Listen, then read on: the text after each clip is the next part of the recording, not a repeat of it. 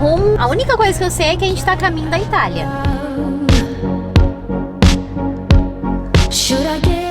E é muito louco de pensar que a gente faz 2 anos que a gente tá viajando, passou assim, ó, muito rápido. E 2 anos atrás, quando a gente saiu de casa, tudo era muito diferente. Por exemplo, nós não tínhamos esse carro, nós não tínhamos a casinha aqui atrás.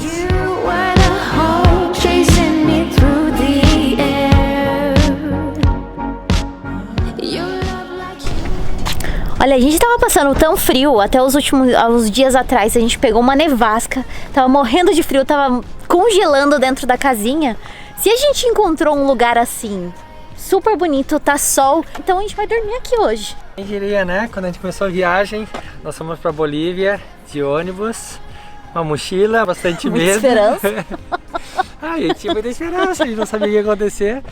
Saiu em dezembro de 2014, rumo à Bolívia. Seria ali o início da nossa volta ao mundo. Só que a gente ia viajar mochilando, porque até então não existia a Galega. Então a gente foi para Bolívia e nesse meio tempo, enquanto a gente estava na Bolívia, a história da Galega surgiu. E quando surgiu a possibilidade de viajar com a Galega, a gente não pensou 2 vezes. A gente voltou correndo pro Brasil, pegou ela e saiu em direção à Argentina.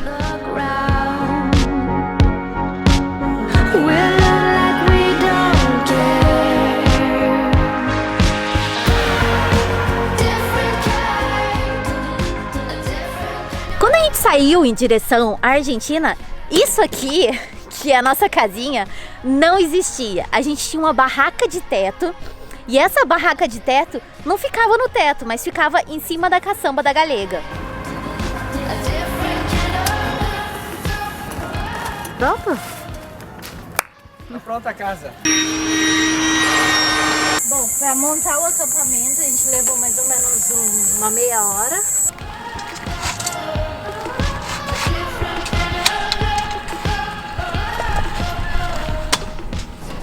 O que você estava botando?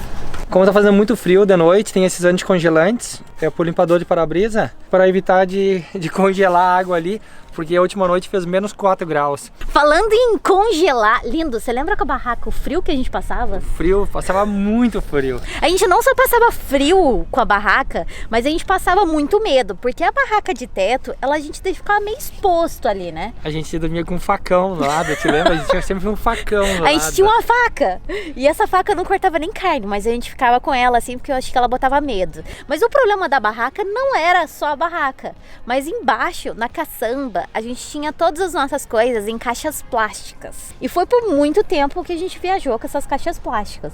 Nós acabamos de limpar, tirar um pouco da poeira que estava nas nossas caixas, nas malas. Eu lembro na Argentina e no Chile que as estradas eram com muita areia. Todos os dias entrava muita poeira, mas muita poeira dentro da caçamba onde tinha as caixas. Não sei como a gente viveu tanto tempo assim. Era muito trabalhoso, era muito trabalhoso.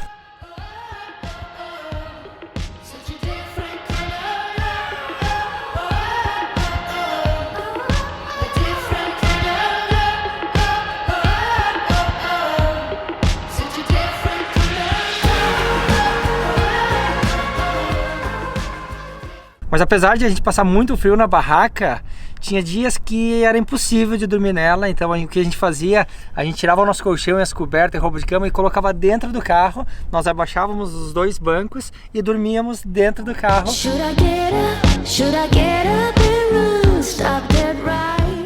Conseguiu dormir essa noite?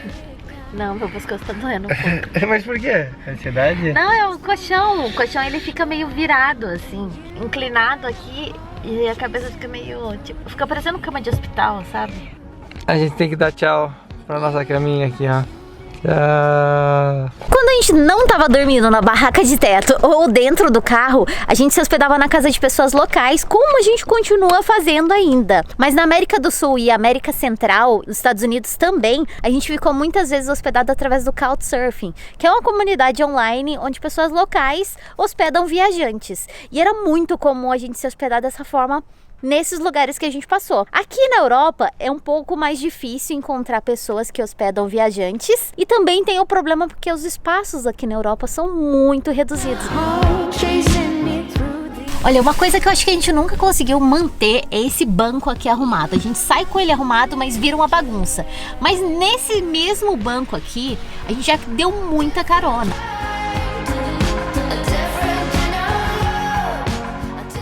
Nem sempre tivemos o luxo de ter uma casa e principalmente uma cozinha. Antes da casinha, nós abaixávamos a tampa da caçamba e ali nós colocávamos um fogãozinho que a gente tinha bem pequenininho. Nós sempre preparávamos o café da manhã, almoço e jantar aqui atrás. E muitas vezes fazia muito frio, muitas vezes chovia e nós estávamos sempre aqui na rua cozinhando.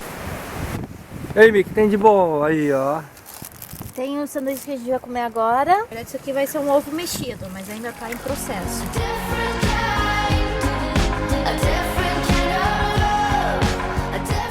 Hoje o almoço é com as sobras de comida que temos no carro. Então saiu uma massa. Esse fogão acompanhou a gente por muito tempo e a gente acabou dando esse fogão para outra pessoa porque a gente ganhou um fogão muito melhor. E assim foram muitas coisas na viagem, porque a gente vivia numa condição, não era perfeita, mas era a maneira como a gente sabia viver. Então, quando a gente tinha aquele fogãozinho pequeno, quando a gente cozinhava na tampa da caçamba, a gente não sabia que poderia ser melhor. Mas aí as coisas, o universo foi conspirando, as coisas foram melhorando. E hoje, gente, olha essa cozinha luxuosa, gigante que eu tenho. A gente nunca teve a condição perfeita, mas isso, é claro, não ter a condição perfeita para viajar nunca nos impediu de ir, de continuar indo. Porque a gente sabia que ali na frente alguma coisa boa ia acontecer e a estrada ia dar alguma coisa pra gente para melhorar de vida. E não é que foi acontecendo assim mesmo?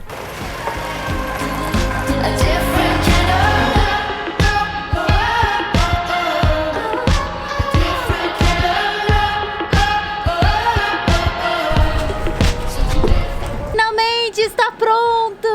Essa parte da minha, essa vai ser a minha. E já estamos com o camper, como vocês podem ver, já está aqui.